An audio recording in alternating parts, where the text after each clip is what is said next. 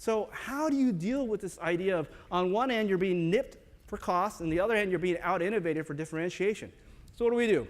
We hire a lot of really expensive consulting firms. And of course, what do they tell us to do? Innovate or die, get on that new S-curve and find the game changer. Okay, so we've been doing that, and that was my job. Okay, so like I said, a lot of carnage. And it leads to this type of mindset. So this is a bit of a challenge. We all seen this idea of the growth share matrix from BCG. And I have a lot of friends in BCG, so I say this with total respect. But we all know that the concept is this, that you have things that are producing lots of money. You call them your cash cows, right? And what you want to do with those is feed those bright, shiny stars. Milk those cows, feed the stars.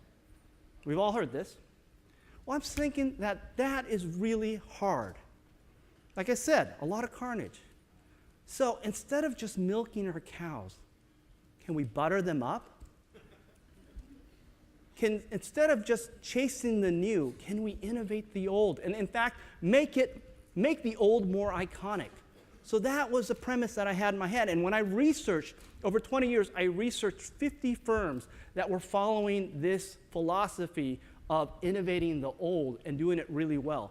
See, in my industry, innovating the old is so unsexy. You want to work on a product that launched 3 years ago? How boring.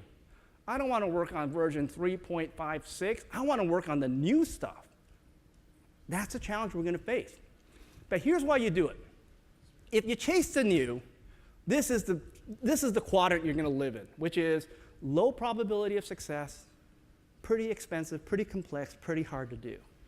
But if you innovate where you're already excellence, where your consumers love you, where you have some iconicity already built in, guess what? It's cheaper, it's faster, it's easier, it's a lot more profitable.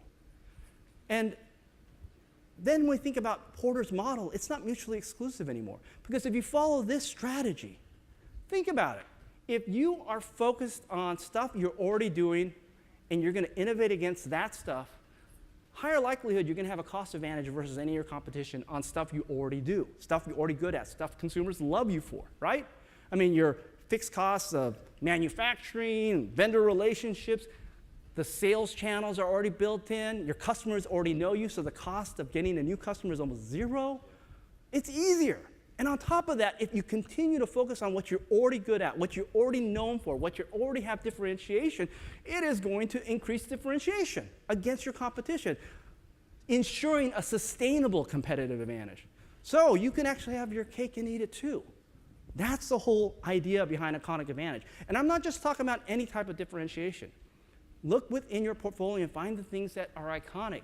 Why? Because iconic products are powerful. They have the power to make us feel special, privileged. I mean, imagine when no one's looking, the boost of confidence you'd get if your parents bought you a set of these for your first job interview versus coming in with a big pen, right? The other thing about iconic products that are really powerful is they help us express who we are and what we care about. Are you a Burke or a Birch? By the way, my wife is totally a Birch, okay? But I've met people who actually span the spectrum, and it depends on the occasion and how they want to express themselves. And here's the cool thing about iconic products. Even when we're feeling our worst, they can provide comfort and soothing. Because iconic products actually become a standard bearer for a point of view, a niche in a category, maybe the entire category itself, and you can own that.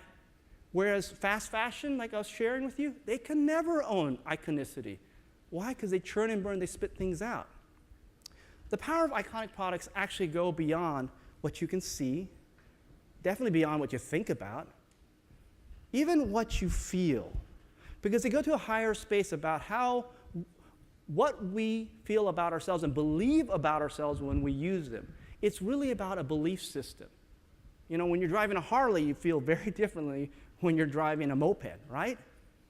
So it's this idea that iconic branding is the highest form of branding that's out there.